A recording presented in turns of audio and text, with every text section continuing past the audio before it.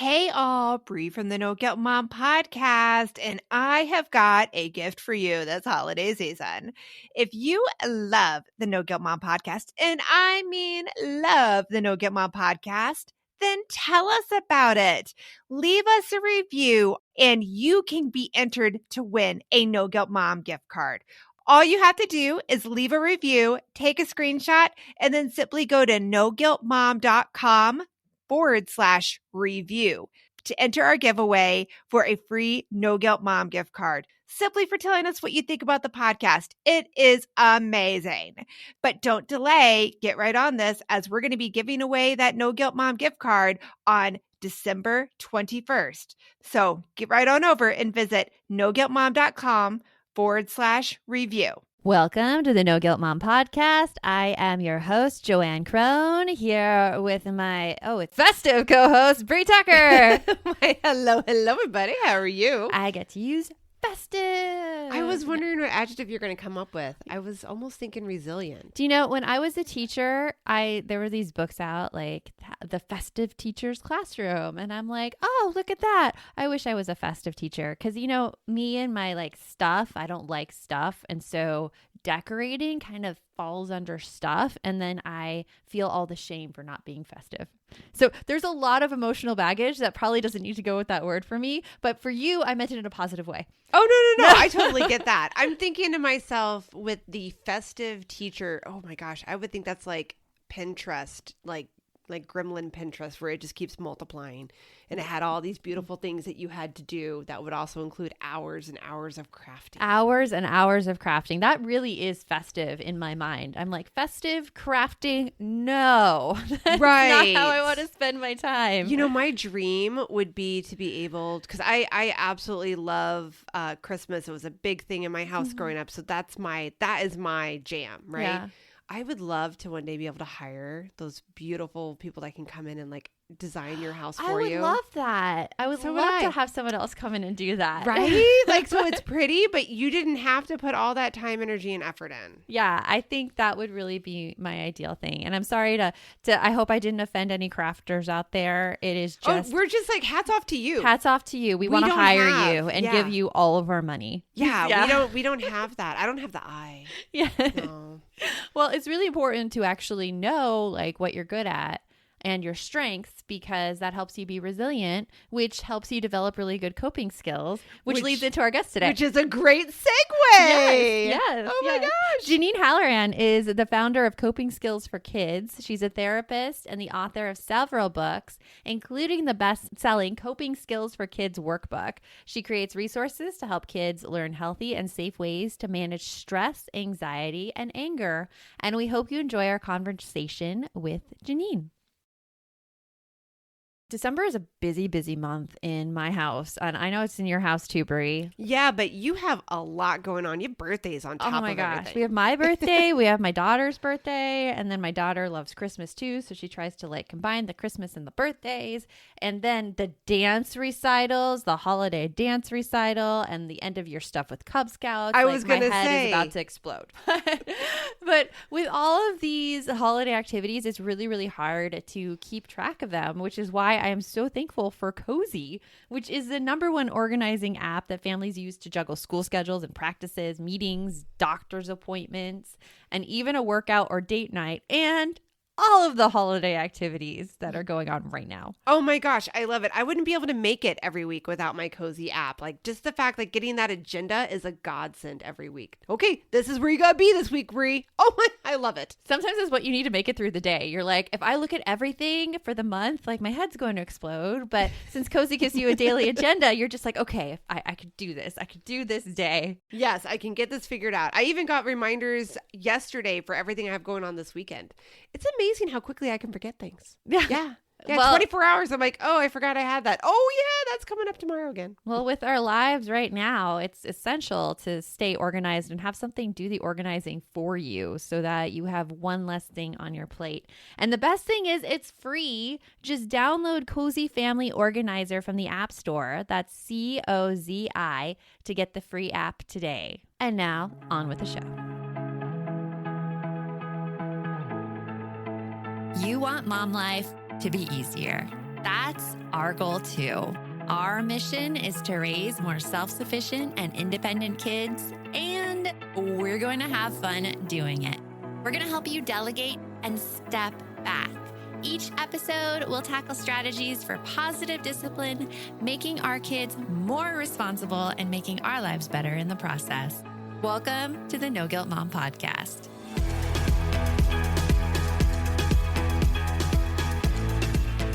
Welcome to the No Guilt Mom Podcast, Janine. We're so happy to have you here and talk about all things coping skills that I think everybody needs during this time. So welcome. Thank you so much for having me. I'm so excited to be here. And we had a great pre-interview with you where we were talking about all things crusty butt chickens, and like we just brought up all the stuff. We thought of all the stuff. Crusty butt chickens, crazy roosters, houses from hundreds of years ago. But I know this is going to be such a great conversation. Could you tell us a little bit about you and your story? Yeah, absolutely. So professionally, I'm a licensed mental health counselor from Massachusetts, and I've been working with kids and teens and their families for 20 years. And part of the reason why I became a therapist is because personally, as a teenager, I went to see a therapist and it was phenomenal. Can you imagine as a teenager, you have an entire hour to talk about yourself? It was phenomenal. And it was actually really helpful. Like I was working through a lot of different stuff and I was trying to figure out, how to manage, girl drama, all that sort of like teen angsty stuff. And I remember sitting in the therapy session one time, and I was like, I kind of think I want to do this with my life. How do I do that? So we ended up having a really lovely conversation. And so that's where sort of like my interest in therapy started. And it's my favorite. I love my job. I think it's fantastic.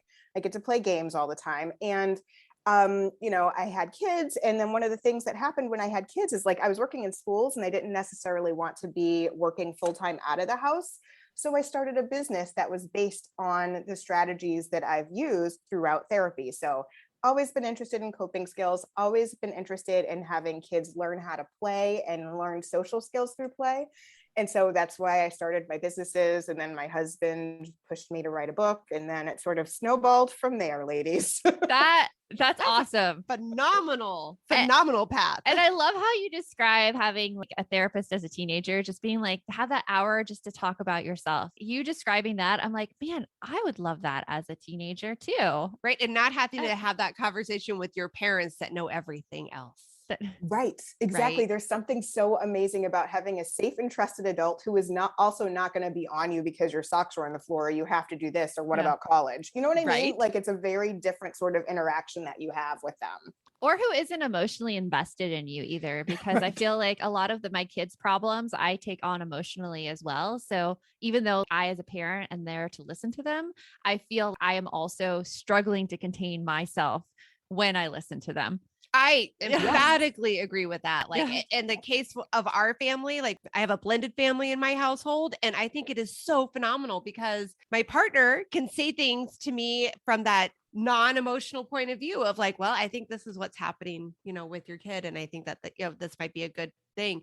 And then I can say the same thing back to him. I'm like, I think you're a little emotionally involved in that one right there. Mm-hmm. And so helpful to have that. Yeah, that is really, really helpful. Cause I, as a therapist, it's hard for me too, to like separate and be able to be like, ooh, but sometimes I will imagine I'm putting on a therapist hat and I will go into my daughter's room or go into my son's room and be like, I'm the therapist now, I'm not mom.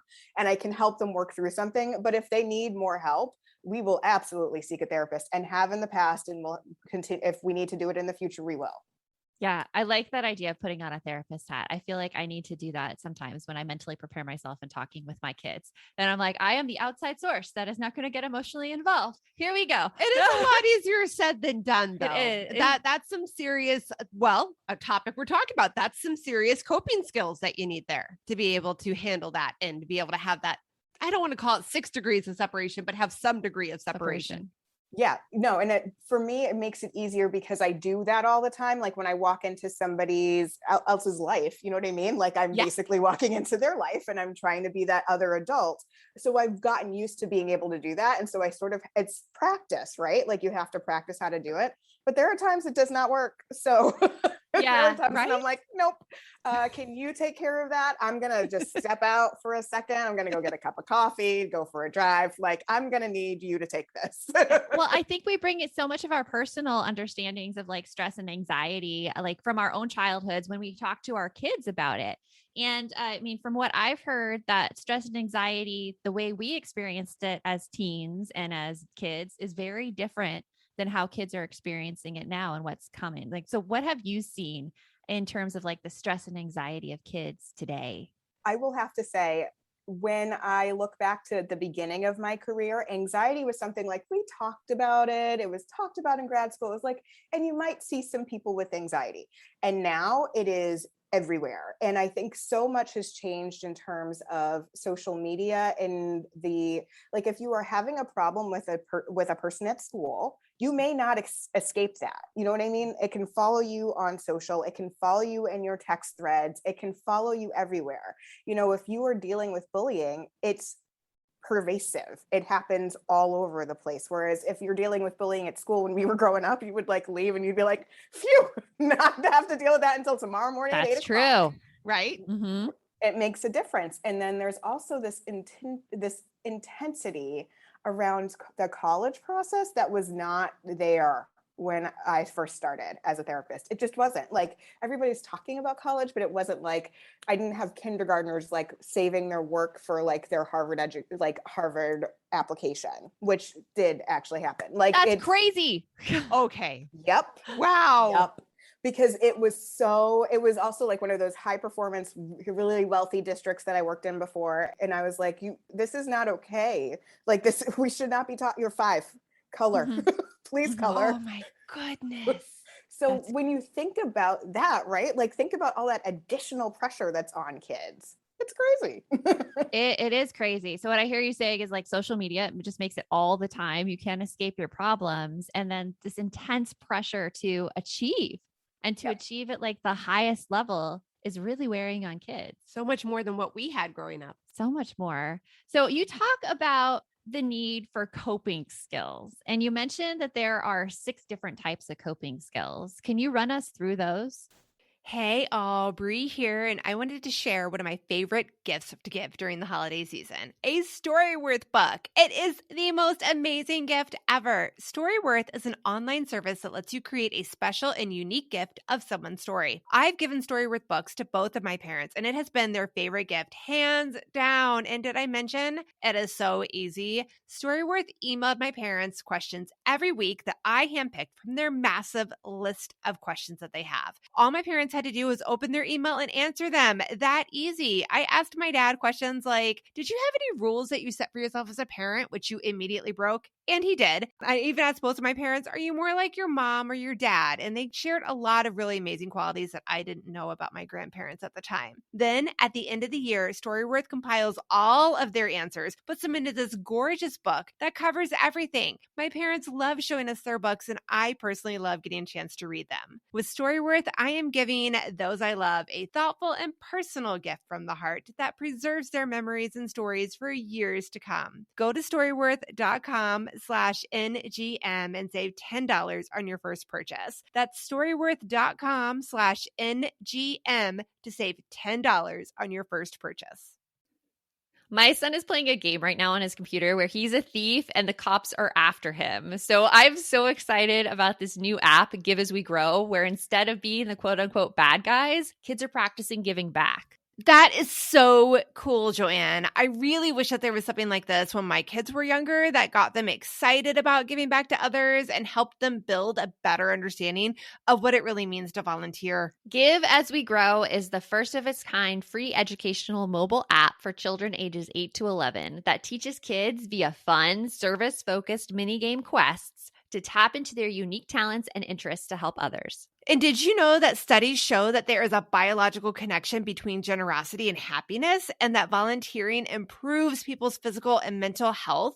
I mean, kids who volunteer typically do better in school and are less likely to engage in risky behaviors. And that is something that I think we all want for our kids. Ready to spark a new movement in generosity? Find and download Give As We Grow for free in the App Store for Android and iOS. And for resources for the whole family, visit giveaswegrow.org. Yep, absolutely. So after like going through, I'll tell you just a quick story. The reason why I started coming up with this, I was working with a group of like preteens, teenage girls, and I was going through coping skills and I was going through strategies and stuff like that. And they were like, I had this one little girl with an attitude. She was like, "This list is too long, Janine. I cannot figure this out." And I was like, "Okay." That tone sounds familiar. Like maybe I've heard it before in my house. Okay. Yeah, like I can do it really well because I hear it all the time.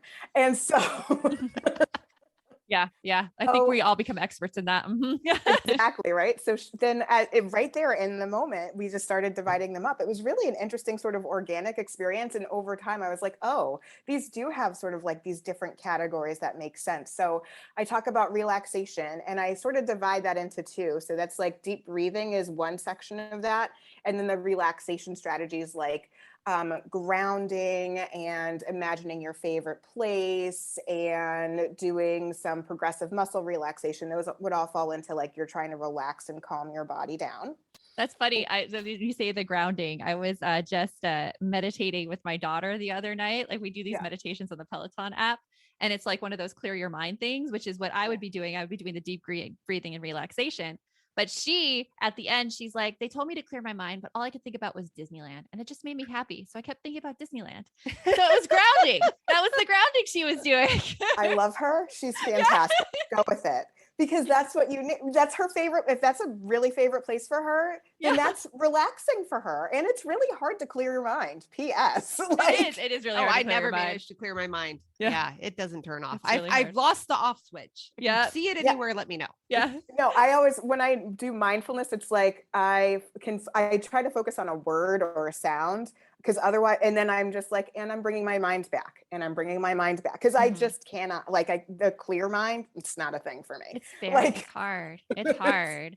So relaxation is one coping skill. What are the others? Relaxation, distraction, which is actually a way to give your brain a break. It's not avoiding or denying or suppressing emotions, but like play is a natural stress reliever for kids. So they should do it and they should have opportunities to do that. And beyond just video games, and I'm not anti-video game, I play video games, but like board games, building, all sorts of things where they are being creative, reading, arts and crafts, that sort of stuff, to give their brains a break and to allow them to have some creativity and some fun. And then there's also movement, which is just moving your body in big or small ways. So like jumping jacks or going for a run or taking a walk in nature or squeezing a stress ball or squeezing Play-Doh. And then there's sensory, which is really focused on your senses. So breathing in calming scents, if that's something that works for you, sipping warm tea, sipping hot cocoa, getting a cool drink of water, that kind of thing. And then there's finally processing. And processing is really focused on your emotions and your thoughts. So like exploring how you feel things and where you feel things in your body, what you are feeling, journaling about what's going on for you, figuring out the things that are tough for you. So I tend to see that kids gravitate towards one or two sort of strategies. And so it makes it sort of easier to like, if you have that like list, then they can go through and be like, ooh, I like this. I like this. I like this. I can do this the next time that something is going awry. That's awesome. No, so I'm curious, do you see a certain age group tending to go towards a certain, like more of one than another, or is it really just different for each individual? It's different for each individual. It's like kid dependent more than age dependent. So, just like they have like different ways of learning, they have different ways of coping. So in my house, I have two kids. I have my son who is sensory and movement all the way. He was in utero and he still is now. And they just come born that way. Yeah. Just dancing. Yeah, like rolling. He would roll all the time. They'd be like, "What are you doing, buddy?" Anyway. Yeah. And then my daughter, who's really super into relaxation and super into distraction. She loves arts and crafts. That is her. She loves it. She will sit down and that will help clear her mind. She loves doing progressive muscle relaxations. Actually, she does some deep breathing. She's like super not cool on all the deep breathing things, but she's found a couple of things that she loves. So that's her. She's more of a like, I'm not going to run around like my brother. I'm going to sit down and chill out. That sounds like my daughter as well. So I'm curious, if you've got a kiddo that needs to work on these and is resistant to the basic ones, which I think most of us know about, the deep breathing, right? That's a pretty common one that a lot of us know about, or talking about your thoughts and feelings, the processing part. And they're like, no, neither of those work for me. Do you have any advice on like a good way to kind of get their feet wet, get their toes in there so that maybe they can start expanding? Yeah, absolutely. So first of all, I would say don't give up as the parent. I know, because they can be kind of attitudey, right? Especially like teenagers. Oh, yeah. They don't want to, right? They don't want to. So sometimes I will do it with them, and I will try and get them with something that is more interesting to them. So like I've tried mindfulness by eating chocolate with my teenage clients, and even actually I did it remotely with my kids. Good. Yep, I had a couple of clients I was seeing remotely during COVID. And I mean, it's really hard to see little ones. I mean, they're not super little, but they're like upper elementary, early middle school. And I was like, we're doing mindfulness. I'm sending you some Lindor. Don't open it till I get there. Like we're on screen together. And we eat the chocolate together, and we like pay attention to how it feels in our mouths and the taste, and we talk about it, right? So there's like trying to find creative ways to get them to try something, and then also doing it with them. Because a lot of times, like you're like, oh, let's do this thing. And they're like, I don't want to do it. And it's like, and it's weird. Like if you're sitting there as the adult and there's a kid and they're like doing something and you're just watching them, that's strange. So like doing it with them makes it a little bit easier. And then you can have that shared conversation of, I liked that, or I didn't really like that. That didn't feel good in my body, like just being upfront about it and like, oh, what was your reaction to it? How did it go for you? I love that. I love I'm it. going out to go get some chocolate, or what are those little things? Not boba, but like flavor pearls or whatever. Those things that you can get at the yogurt shop. Well, it's funny that you mentioned chocolate, because I actually had a therapist who gave me homework that I had to get my favorite chocolate and eat it for like take 5 minutes to eat it every night. Now I'm like, oh, Now you know now what I she know was what she was doing. doing. She was Yep. doing mindfulness with me. So Yes, she when was. kids have all of this stress and anxiety, what are some things like parents can start doing right now to help them with it? Yep. So I would say the first thing and the most basic thing is to label their feelings, label their emotions. I love doing that. It is actually really powerful. And I've seen it happen so many times in my career. It's like kind of funny to think about when it seems so simple, but it actually makes such a difference when a kid can be like, I'm so angry. And then suddenly you see them like sort of settle. And they're like, okay, now we can have a conversation. Like, all right, I see that you're angry. I'm here for you. Let's talk about what made you angry. Let's figure this out. Even my own son, like, I'm so frustrated, especially remote school, y'all. And so like getting him to, I'm like, no, I am. To getting him to like calm down and do what he needed to do was just being able to say, I'm frustrated, I'm angry, I don't like this. And you talk about Dr. Dan Siegel and Tina Payne Bryson, their work in terms of labeling your emotions makes it so much easier to then self-regulate. So that is such a huge piece of being able to help kids be able to regulate themselves as they go through life, just to be able to say, I'm feeling sad, I'm feeling worried, I'm feeling anxious. And now let's do something. Yep. They got to be able to name it to tame it, man. Exactly. Yep, You took the name words it out to of my mouth. I was going to quote that Dr. Siegel and Dr. Tina Payne Bryson. I love them. I love it. I am super fans of them. We had Dr. Tina Payne Bryson on the podcast, and we were both like, hi. A little starstruck. But I love that. I love the labeling part, because I come from early childhood, like 0 to 5. And like, I felt like that was the message that I was hoping that there was one thing parents got out of the work I was doing with them, was that the world of emotions go beyond happy, sad, and mad. Yes. And the more words you can give your child, the more that they can understand what's happening and be able to figure out how to move through those emotions. Exactly. Not go around them, right? But move through them. Move through them, learn how to take them on and deal with them and increase your emotional load, or be able to tolerate more. And I think emotions. that something you just said is a really good point. With so much going on, and in our pre-conversation before we started the podcast, we were talking about how this year, not this year, how COVID has brought a lot of different stresses and anxieties into our households. Every single household has been touched in some way, shape, or form with it. And I think that explaining to our children in detail about these feelings that we don't typically use to describe when they're really young, talking about what anxiety feels like, what I feel anxious, I feel frustrated, I feel confused. those kinds of words have to be so helpful for kids these days. Yeah. Yes, absolutely. Labeling your emotions is one thing that parents can do today. What else can they do?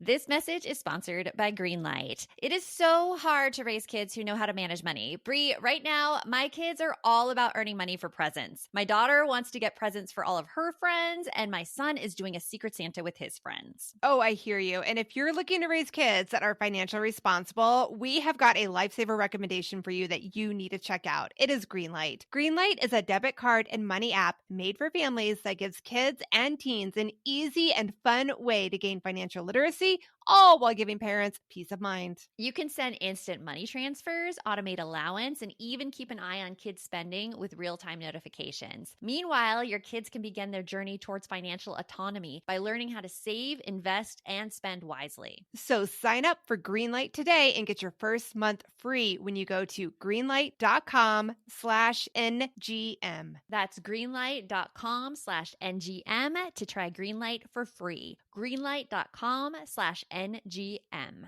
We're hitting that time of year where my brain gets so overloaded in December that I look for anything to make life easier. And I have to say, Bree, that Green Chef is one of those services. Yes, Green Chef is there to take away the dreaded, oh my goodness, what are we going to eat for dinner tonight? You can eat clean all holiday long with over 80 weekly meal options each week, featuring things like quick and easy, protein-packed, calorie-smart, or my personal favorite, the keto options. And you don't have to lose track of healthy eating habits during the holidays because every Green Chef customer gets a free session with one of their registered dietitians who can walk you through how to make clean eating work for you, which is very cool. And I have to say that I have been loving their recipes lately. They put things together I have never thought of. This week, we're trying the lemon basil caper pork with sauteed cauliflower, bell peppers, almonds, and feta cheese, my favorite. Their recipes make it so easy to support my wellness goals without skipping on flavor. For Green Chef's best deal of the year, get $250 off with code NGM250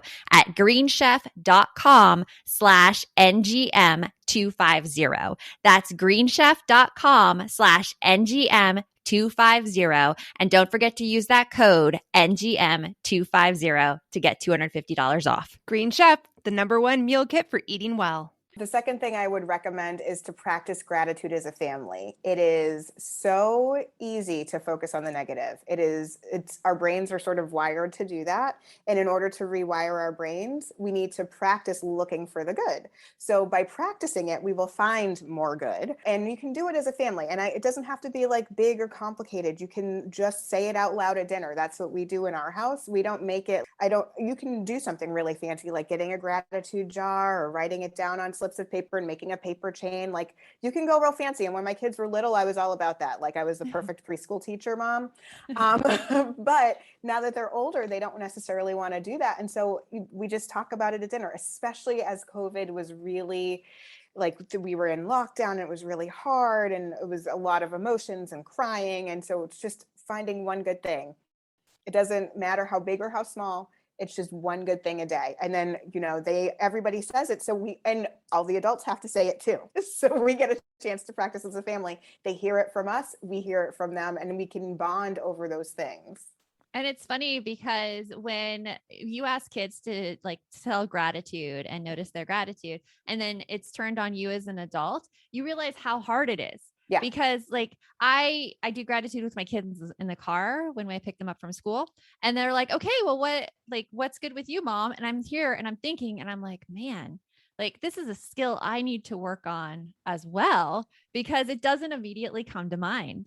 Okay. You have a really good trick though, to get them to tell you the good things in the car. I have a box of sweet tarts in my car. I love it.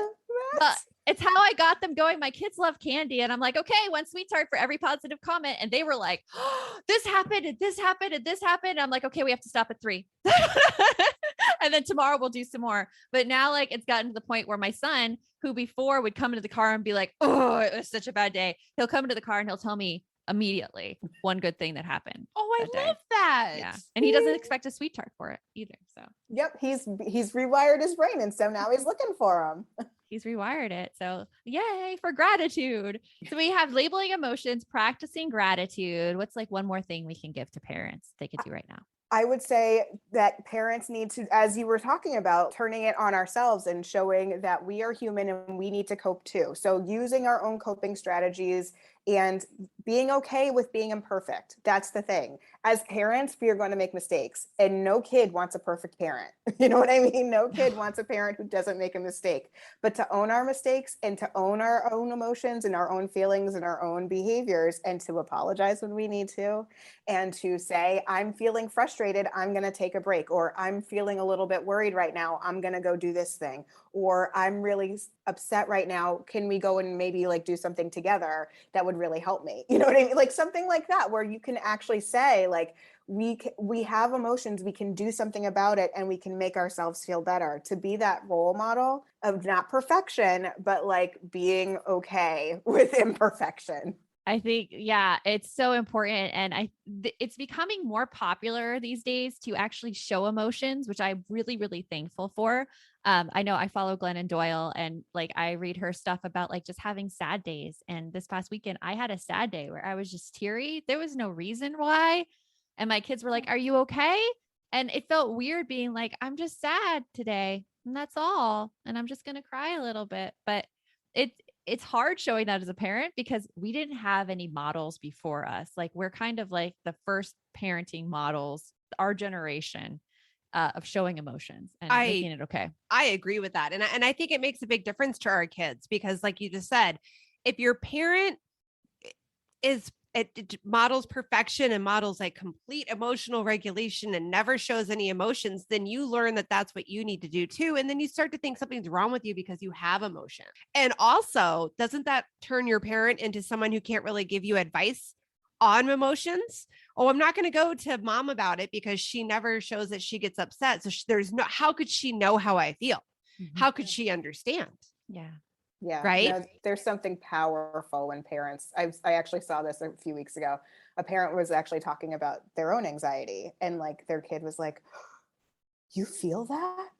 You have that in your body? Like, it's like, yeah, he does. Right. So go talk to your dad now. Yeah. Right. You know what? That also reminds me, and you might remember who you heard this from, but somebody had said, an influencer of sorts, about how like we need to hold it together for our kids at all times. Oh, it was probably Rachel Hollis. Oh, okay. Yeah. And I just felt like that was such not good information. It was not good information. No, it was not good information. Like there's times when we need to hold it together somewhat, but it doesn't mean that we don't show any emotions. Yeah. Yeah. You're not that brick wall. No, that's not normal. Not normal. Exactly. It's not normal. It's supposed to be able to process. Well, Janine, this has been such an amazing conversation. And I know like once we hit this interview like off, we're probably going to talk with you more. But as we're going, what is one thing that you're looking forward to in your own life that's coming up? Oh my gosh. In my own life, personally or professionally? Either one or both. Okay. So I'm nervous, excited about this thing that's coming up. Nerve-sighted, I call it. I like that. So I'm going back to my college because I was awarded the Alumni Entrepreneur of the Year, but I get very nervous. I public speak all the time, but I still get nervous about it. So I'm like nervous to be in my college where I took all like my big courses. So I have to get up and take the award, and then I'm actually doing a talk the next day. So I'm excited and I'm nervous. My kids are coming to my college and they've never seen it. And I'm going to see like my old college roommate. I haven't seen her in like 10 years. So I'm excited. That is exciting. Congratulations. Congratulations. Yes. I was like, yeah, I'd be nerve-sighted too. I'm going to use that word. I know. I made a note. Nerve-sighted. Nerve-sighted. New word to add. Well, thank you so much, Janine. We will have links in the show notes where people can find you and get more of your goodness. And we'll talk to you soon. Thank you. So I got Janine's book right after we interviewed her.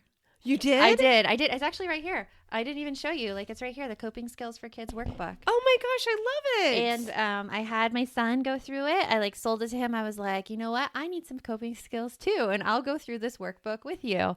And so at breakfast yesterday, we opened up the table of contents and she has it like listed in the subjects that she talked about in our episode, like the grounding techniques, the distraction techniques, the processing coping skills, the physical coping skills, like all there.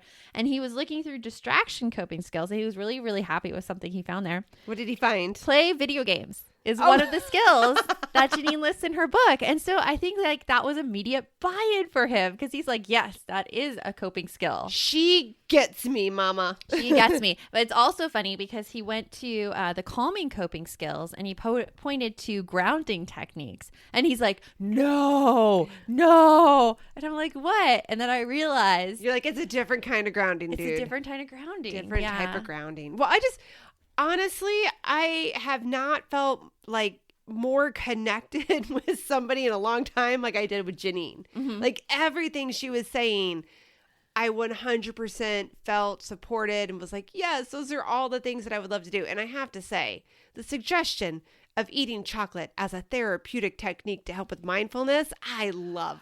It's really Brilliant. good. It's so funny when she mentioned that because actually I've been in therapy before and my therapist actually told me to do that. Like she said, what's your favorite chocolate? And I'm like, Ghirardelli's dark chocolate sea salt caramel squares. Have you had those? Yes, one time I think you shared one with me. Oh, well, what's your favorite chocolate? I am definitely a peppermint person. So yeah, like that makes sense. anything like with mint. I don't have a favorite because chocolate really isn't my huge thing. What if they did pumpkin and chocolate? Would that work? No, I don't think so. What you would get me for a mindfulness technique would be ice cream. Ice cream. Like eating it slowly and all that, like being thoughtful of the whole process, like that would get me. It is really hard though, because when you're being mindful and you're eating chocolate, like it's so good and you're just like, I don't want to do this anymore. I just want to eat the chocolate. And you get really mad. At least I did. But it helps you in the moment. It So, does help. It was awesome. So I loved having Janine, and I am so looking forward to, you're going to be on her podcast. Yes. I'm going to be on her podcast in January. Oh my gosh. So look for that episode. Yes, and we'll we had have a to great share conversation. And when I popped on with her, it was actually like this morning that we're doing this recording. I had my interview with Janine and like, it was just like an old friend. Oh yeah, you guys are going to wonderful. see more of her. We are going to have some more collaborations coming for sure. Yes. So remember, the best mom is a happy mom. Take care of you. And we'll see you next time. Thanks for stopping by.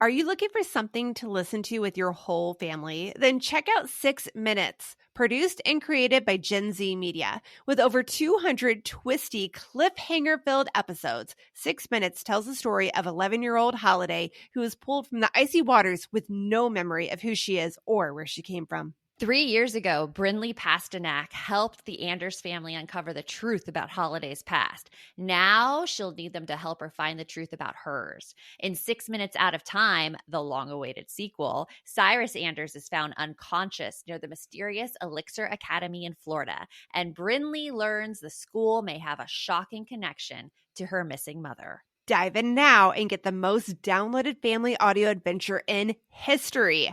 Follow 6 Minutes wherever you get your podcasts. You can listen early and ad-free with the GZM family subscription.